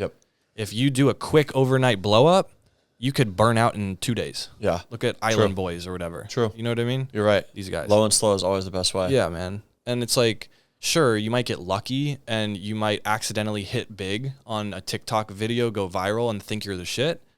Well, guess what? You're not, buddy. You got lucky. Yeah. You know, if you don't keep working hard, nothing's going to work out. Right. So I fully agree, bro. Yeah. I will say this, though. I say the younger generation is cooked, but I think that the pendulum will eventually swing the other way. You know, a lot of my younger men and women followers, they obviously follow me because they're into health and all this kind of stuff, which is really cool. And they are the more knowledgeable, educated version. And guess what? This education is now everywhere because of social media. The pendulum is swinging. They're more worried about, not worried, they're more aware about what's in our water and our food and the system and big pharma and all that now more than ever. We weren't aware of that when we were kids. Right. You know, so it's like the pendulum is swinging, and I think people are getting more and more tired of the social media thing. Some younger kids are going back to flip phones and just like actually like hanging out and like being I've present. seen it. They actually, some are like, it's kind of almost like raging against the system. Yes. Where they're doing a bunch of old school stuff for the fun of it because they see that there's value in that and not sitting around on TikTok and getting brainwashed. Yep. I love kids that, riding dirt bikes and stuff like that. And you got the dad showing them the way and everything, or surfing or whatever. Like there are like, and even through my coffee launch, I've met kids that are starting pages actually similar to like you and Brennan, health oriented, spreading the good word, convincing people around them and their parents and all that kind of stuff. And yeah, man, like they're getting inspired by you, by B, by all these people. So I love it. That's like what we want, you know? Bro, what do you have to say to these COVID surfers that are surfing soft tops and stuff? COVID surfers, what is a COVID surfer, bro? COVID surfers are people that started surfing in COVID, a.k.a. Austin. Sorry, that's when I learned. Sorry, guys. And it's all good. It's not. But what it is everything was shut down in COVID. Right. You couldn't do indoor crap. Yeah. You couldn't do concerts. Right. So it's people that were going to concerts and like indoor event type things that were like, oh, well, there's nothing to do there. Maybe we can go Costco soft top. Plug ourselves into the lineup with a giant soft top and wreak havoc. Guys, soft tops are taking over the lineups. We have to stop this pandemic. And like, because I got hella heat for making a soft top hate video, and I don't want to think. Bring it up. I don't want people to think that I absolutely hate soft tops. It's the thing of, if you're there learning on a soft top for your first 1 to call it 4 sessions, and then you're there with intention to get better and to learn the rules of the road. To learn the rules of the lineup, how to be safe with your board, to keep you safe, to keep everyone around you safe. I think that's the best use case and the only use case for a soft top. Yeah. After 4 sessions or so, you are better off riding a hard board because they're more stable, they turn a little better, and they're more easy to control. So it's like people that are the COVID surfers that are to look out for are the people that just hopped on a Costco. They have 0 plans to get anything past that. Yeah. And they're literally there paddling out of control dropping in on waves they have no business being on, Cool and then being like, oh, we're just trying to have fun. John West. And then if we say anything about it, the people that I put in 17 years into the sport, I have tons of friends that have put more, and then we're there on our boards and we have our craft, and they're dropping in on us, and we're like, how would you feel? You know? I got my John West, that surf guy. Hey, bud. Hey, bud. Hey, bud. You. Right the boys there. are surfing. The boys are surfing. Right out there. here. Core Lord. Tell him, brother. I don't know if you've heard of it, but, you know, the boys don't like you being here. Yeah. They've been here for about 17 years, and I'll be honest. when you get out of the water, you're going to get cooked. I'll be honest. The generation before us, like the guys growing up in the 70s and 80s, there was a hardcore group of surfers here in California, out in Venice, in Hawaii as well. You were not just paddling out at the pier and dropping in on any board. They were going to beat your ass. You know what I mean? If you follow Joel Tudor, Uncle Tudor, man, Yeah. he is probably one of the best OG. longboard Triple surfers OG. there ever was. He is still hella core, which I love. We need more of that energy. Yeah. Maybe not as aggressive as he is. I love it though still, because we need someone to freaking protect the peace, you know. And he calls it like he sees it, and I love that about him. That's I it. think we need more of that. But If there's no enforcement, then it's everyone's just gonna run rampant it's and anarchy be out there, bro. lollygagging. and there has to be a hierarchy of the guys that have put in decades into the craft. I'm sorry, these are the guys that deserve the waves, the best waves. Yeah, the best waves. Yeah. So- Not all of them. Not all of them. No, Right. don't get me It's wrong. good for people to also like think like I can be a beginner or intermediate and still catch fun waves, but after you've put in 20 years too, it's like, dude, give me a break. I'm getting the set. Yeah. Like, Bro, Hem's hair, they have like a stimulant for like hair growth and stuff. okay. It has propane in it, it has butane in it, it has these insane ingredients that you've seen Hems before, right? Oh yeah. They I'm make hair stuff, they barraged by make Hims. dick pills. They Oh make- yeah. It's horrible, bro. It's basically like I don't want to go have a hard talk with my doctor, so I'm gonna go on Hims and get dick pills. Yeah, I mean, it's That's like what Snapchat it is. ads everywhere. It's insane, bro. It's really sad. It's a lifestyle change that people would have to make, but they're looking, Yeah. once again, it's the American dream. Oh, let me buy a pill, let me buy a hair thing, Yeah. and it's going to pop off. And it's not the case at all. Nah. And like if you're relying on a pill to get erect, that is not good. You have to look internally at what's going on in your gut, in your stress, in your nervous system. All these things like equate to like TMI, but you should be waking up almost every morning as a teenager to 50, 60-year-old man with morning wood. Right. You should be waking up erect. If you're not, you need to look at something. Most of the time you should be in some sort of fashion. And if you're not, that is a big health issue. Yeah. You gotta look internally. But the Hims hair stimulant is absolute ass. It's absolute ass. What you should be using instead, rosemary oil is really good. Castor, argan, coconut oil. These are all oils that have been medically researched to help hair growth, to help stimulate new growth. Also, the jojoba oil and apricot oil is really good as well. I use this stuff right here. It's been helping me a lot. Nice. And I just like after surfing or after a shower or whatnot, I put it in the top corners, which is usually where like Hair receding happens. And then I'll put like 6 to 10 drops throughout my scalp and just slightly agitate it with my fingers and call it a day. Perfect. And then, and you can keep it in overnight, whatever. So, and it's all natural. It's just 6 regular oils. Right. So that have been medically researched. And it's probably good just like for your hair too. Oh, it's great for your hair. It makes a great shine to it as well if you want to, use it for like a shine. So, with that being said, Perfect. dude, we got Did we hit the nail on the head? almost, but Couple more? yeah, a few more. Couple more PTIs? Bad luck you. Hey, Belle, you're a little bigger. There is an absolute pandemic right now. I don't know if you've heard or seen, but there's a shortage of good men out there. Do you Okay. believe that? Do you believe that, Nico? I heard that recently from who? from people, Like, dude, especially women. Tell me that. that's where I hear it the most. Yeah, That's where I yeah. see it. I see it in public, but I hear it from my I've been my hearing some girlfriends. horror stories, my man. It's sad, bro. Yeah. What happened to holding the door open? What happened to opening Gone. the car door? Gone. Gone. What happened to being like the safety bearer? So like, you're walking on the sidewalk and you are on the outside. You are closest to the road. Sure. What happened to that? Or like a sketchy homeless guy. What happened to guys asking women out to actual dates, not drinks? Right. Drinks is not dates, fellas. Yeah. Going to drinks is not a fucking date. Yeah. It's insane to me. It's tough. It's also like there's so much stuff, especially if you live in like a city or anywhere really. Yeah. There's so much different things you can do if you just take like 20 minutes and think about a fun night. Yeah. Like you could take your girl ice skating. Yeah. You could take your girl walk out on a pier somewhere. You know what I mean? You could anything do in nature, a hike, a walk, or a fun sunset. show. It could be a fun comedy show. Yeah. Could be crazy art display or something. Rock climbing. Whatever it is. There's so much stuff. And also, instead of just thinking about dating, like I'll just do drinks, blah, blah, blah, you can think of it like I'm going to do a fun night. Yes. You know? Love that. And you don't have to spend like millions. No. You could do comedy tickets are $30 a piece. Or free in nature. Go on a freaking hike. Hiking. Yeah. Yeah. You kidding? And you end up talking about probably more, like it's more genuine, just chill, organic conversation. And you're hiking. And also it's like a way to test someone's grit a little bit. If you do something like. True. Even like ice skating, fuck. It's hard.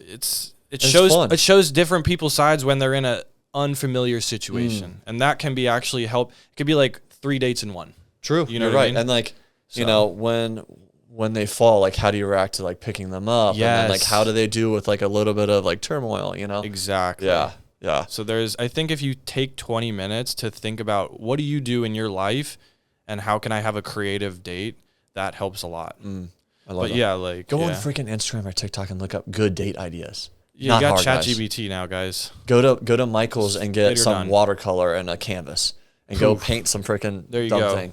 Go on YouTube and go on like a tutorial of how to like do a beginner paint session. Do a 1 hour or 2 hour pottery night with. There we go, pottery. It's probably like $50 a person. It's like, dude, that's not that bad. Once again, you can do free things too. Yeah. Guys, going and asking a girl to drinks is not a date. And in fact, if she wants to go get drinks and stuff, probably not the highest quality girl. Yeah. You know, like if you're revolving your romantic life around alcohol, not the highest frequency. Yeah, if that's not like the highest, core thing in the first 4 dates, it's not good. Not good. No. Not good at all. If you need Doesn't alcohol show much depth to break the ice to be chill. It's not good. Not great. You got to work on your insecurities in there. And then also, the woman you're attracting to that probably isn't the best either. It's fact. Hate to say that. Yeah. Better off, yeah. And then, dude, a lot of guys will ask a girl on a second date to drinks. Yep. Again. I've heard this. Weeks later. But it's not it's like 10 days later. That's insane. You can't carry any momentum that way. No. But I think what it is it's just everybody's trying to play the field. And so they're trying to leave optionality open. That's the problem in dating in 2026. Say that again. They're trying to play the field. Trying to play the field. There's so many options now. They might have found a good one, but they don't know, and they're not. Oh well, maybe I keep my options open, see a little bit. It's tough, man. There's all these dating apps. There's social media. There's like dating in-person events now, and then that little doubt in your mind doesn't allow you to go deep with any one person. Or even like 1 or 2 persons, because you're always thinking like grass is greener on the other side. Oof. Or, I got to keep my optionality open. That energetic thought is going to prevent you from like taking a deep dive with a person that actually might be a pretty good fit. That's maybe right in front of your face. 100%. You know? That is so true, man. Once you have a good person, lock it down per se, because dude, they can be a 90% alignment, and if you just fully commit and send it, it's 100%. It will. It's 100%. The little scratches will buff out on that 10%. Yeah. For sure. As long as they meet your non-negotiables. 100%. No one's gonna be perfect. I'm not perfect. You're not perfect. Listening, watching. Nobody out there. Nobody is. And like that's a Pixar movie. Yes. If you think that there's a guy or girl that's gonna land at your doorstep that fits all of your wants and needs, you're living in Disney World. I'm just letting everybody know that. And that's what's tough too is social media. Like when you see these couples, Instagram and TikToks, it's all like fairy tale and amazing and stuff. And like, they see them having like a perfect life. It's not always that. Yeah. And in fact, you don't want it to be. You want to go through some hardship with your partner, especially early on, to see how the heck y'all are going to react to it. That's it. And that's a good indicator for a future, I think another funny thing with dating is that people will be like, oh, what's meant for me will find me. How many woo-woo girls, say that? Bro. If you're in your freaking house 24/7, guess what, fam? The universe ain't going to drop a fucking gold package on your doorstep. And if you're doing the same social activities with the same social group day in, week out, guess what? I mean, you're not shaking up your day-to-day enough to make you have to go. You have to make an effort. You have to go in today's day and age. Outside. You have to do these things. Like, what's meant for me will find me. Not if you're not like searching for it. That's it. I'm sorry. And also, if you're like in like a traumatic cycle where you're just going after unavailable men or women or whatnot, like, of course you're gonna find the same type of person if you don't like work on yourself. And a lot of people also don't want to do like 3 or 4 dates to figure out if a person's cool or not. True. They write them off after the first date if there's one little mishap. Right. That guy or girl might have had an off night or an off day. True. And I don't know. I feel like. And that's what's crazy. Like or some people don't even want to date at all because they're like, I don't want it to get weird if we don't work out, blah, blah, blah, blah. Well, it's like, okay, if you have that same mindset to every guy you meet, guess what will happen?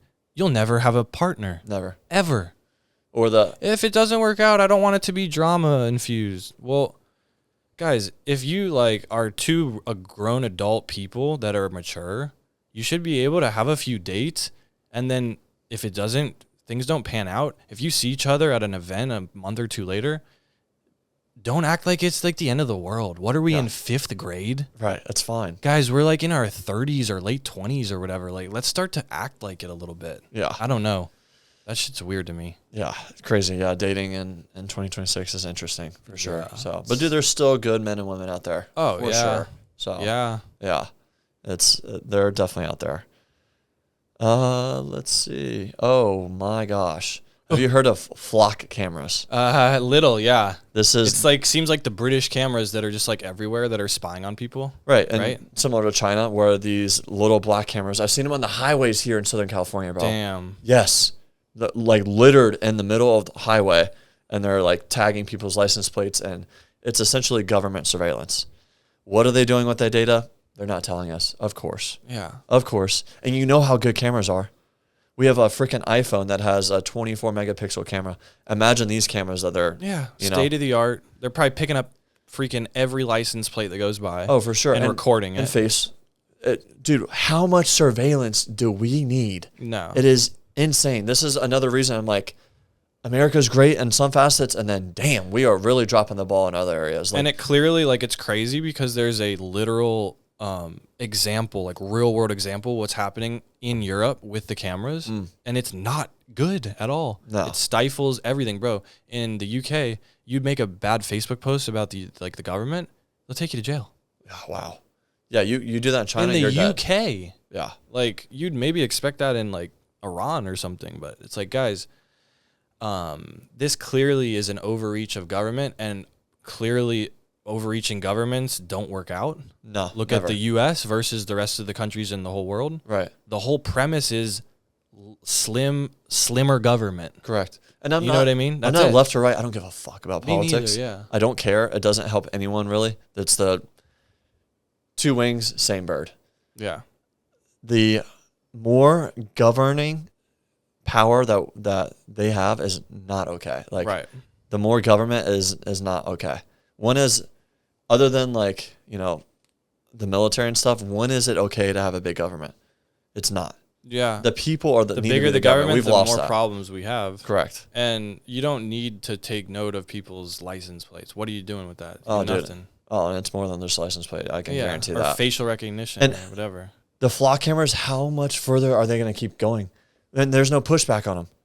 Like, who's going to push back? It's the government. We can't. Who are we going to go to? Who are we going to hold some posters up and be like, no flock cameras? What's that going to do? Right. Nothing. I don't get when is enough. Yeah. When do we push back? I just don't get it. We're going to be China here soon. Yeah, that movie V for Vendetta kind of highlights like an overreaching government, and there's curfews initiated and identification cameras, stuff like that, and they're controlling a lot. It's kind of like a showcase of what life could and would be like if there is a massive overreaching hierarchy type government, so that's a really cool movie that I think everyone should take note of. Have you heard about the Rust-Oleum in flock cameras? No. I don't know what that is. There's a Rust-Oleum product that's, like spray can.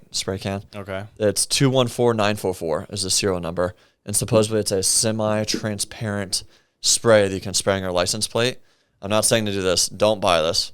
And it's reflective, and so it won't allow the flock hammer to pick it up. This is suppositive. I don't know this. I've not done this.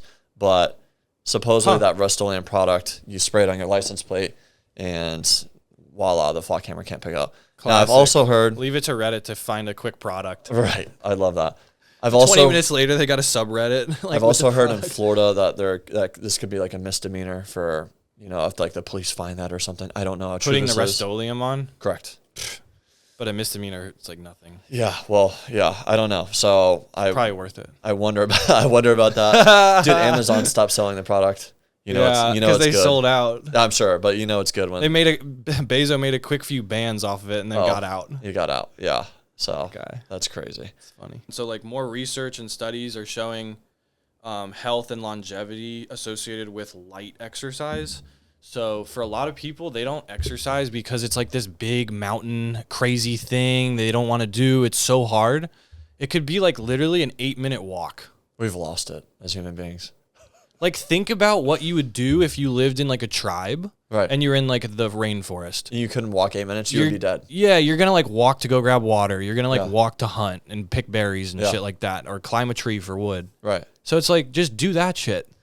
Bro, you don't have to fucking be like Hulk Hogan. No, you know what I mean? Like that's the thing is people they'll see these fitness influencers and be like, oh, I got to spend hours a day at the gym. No, I mean, it could be literally like, I'm so grateful to have a dog because it forces me to do a morning walk. Right. Which is so awesome for her and me. I'm getting sunlight. I'm getting walking in. I'm moving my lymphatic system. It's all good things. Get a dog if you need some motivation to get outside. That's it. But it doesn't need to be a 2-hour-long workout. It doesn't need to be a crazy HIIT class. Like, literally, the best kind of working out is something you enjoy doing. On a day-to-day basis. For sure. So it could be basketball. It could be whatever. Like, if you enjoy doing it, like, do it. And try to find stuff that's on a day-to-day or, like, multi times a week basis, because a lot of people will just hit that one big HIIT class, and it's this big, gnarly thing. And they're sore for the week. They hit it, like, once or twice. Right. But then guess what? On the other days, they're hardly doing any movement. Because it's like such a big mountain to climb and to get the motivation to get them to that gym or to the class or whatever, because it's so tall, like make it easier for yourself to do easy movement. And I think it's healthier for the body to do, instead of like one time a week, 1.5 hours, imagine every day, 7 days a week, you're doing 15 or 20 minutes of some workout. You've stacked more minutes per week and it's less taxing on the body, and you're going to build a foundation that way. And then you can start to stack muscle and everything. 100%. But like, and it's also for your mental. Yes. Like getting out 15, 20 minutes a day versus 1 2-hour HIIT or 1 hour HIIT a week. Yep.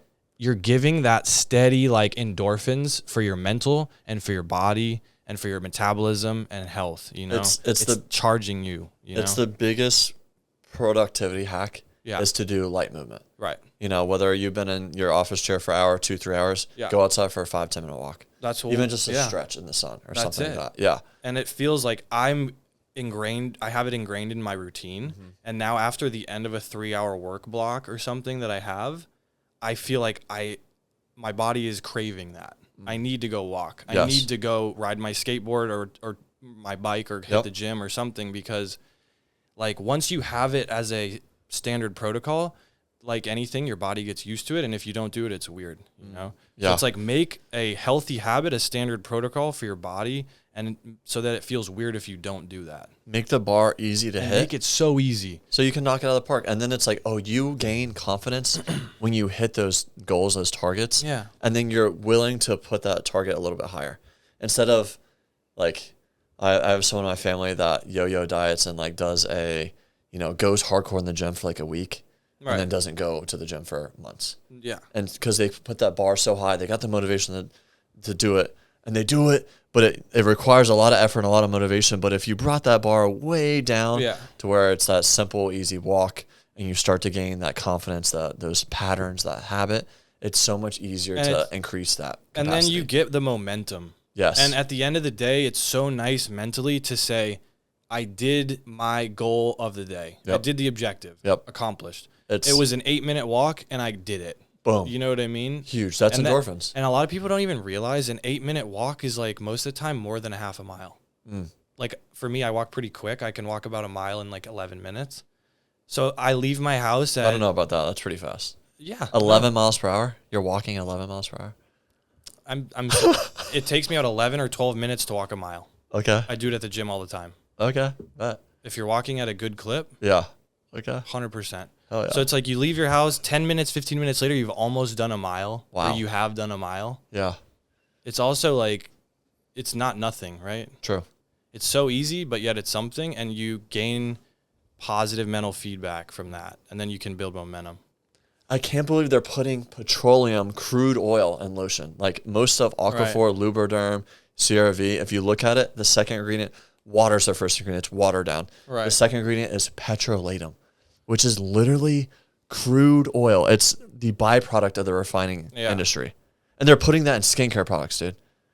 Would you want to go to an oil factory and, you know, the residual solvents they get from it, just put it on your skin? Yeah, and I guess it, like, if you think about it, it would be thick and greasy. So Well, and that's what they are. Thing for them. It traps moisture. It makes the feeling that you're hydrated, that you're moisturized, but yet 2 hours later you have to reapply the lotion. It's insane. And not to mention the other crap synthetic ingredients in it. I like to use this lotion right here.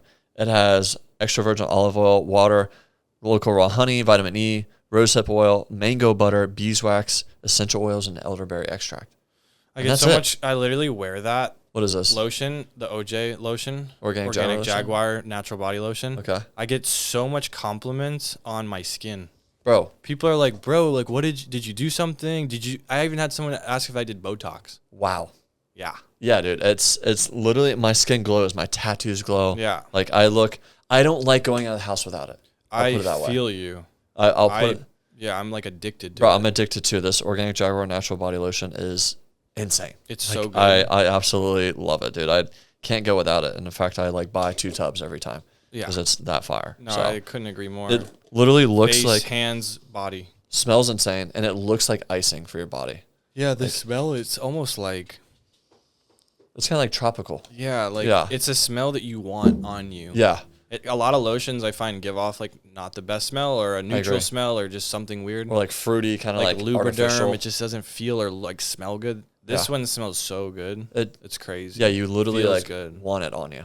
Yeah, it's crazy. It's amazing. Where can they find you at? Healthy Morning Co. on Instagram for the best coffee. Literally the best. Code Tarzan. Follow us. Yeah, code Tarzan. I put it at the end, so I had support Austin a little bit. You know, some affiliate marketing. But yeah, come check it out, guys. Literally, as you heard, it's some of the best coffee, the most rare, the healthiest, the most nutrient-rich, mineral-rich coffee. It comes super fresh from our farm down in El Salvador. The process is streamlined.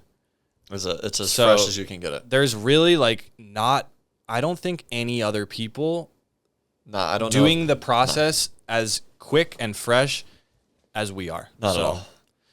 People are months, like weeks and months behind us in terms of freshness. For sure. And people can taste the difference. Oh, that's for damn sure. So yeah. Get it while it's hot, boys. Get it while it's hot. That's right. And flow states every day. Flow states every day for crazy adventures, flying content. Nat Geo content. Nat Geo, funny animal content that I'll happen to find hiking. Or Austin getting attacked by a leaf bug. So funny, dude. We fed a gecko a smoothie in Hawaii. Oh my god, that was hilarious. And he actually loved it. And he ate it. Like a lot of it. Another gecko tried to get in on the action and he got pissed. Yeah. He fended him off. That's the territorial. Yeah, I don't blame him, dude. He said, "That's my strawberry banana boy. Get out of here." What was the smoothie place? Tina's, bro. Tina's in North Shore is crazy. North Shore goes hard. Also, another place, like different Tina place, served us chicken. George and I. Okay. Different Tina, equally fire. A lot of Tina's on that. So if you're going to a place with Tina's name on it, it's a good chance it's going to be good. Tina's, if you got 3 Tias, aka 3 ants in the back cooking up your food, you're going to be great. Tres Tias. Tres Tias, sí. Señor. All right, y'all. Thanks for the new ESPN PTI. We're going to have to coin this a little different because we'll get fried with copyright. Healthy TI. Healthy TI. Health, the interruption. Well, we're gonna work on that. Yeah, we'll work on that. We're gonna work on that a lot. Love y'all. Peace and love. Continue to work on yourself, others. Smile at somebody, give them a compliment. Yeah. And do hard things. Do hard things and help others, and you will feel a lot better. So I love y'all. Peace.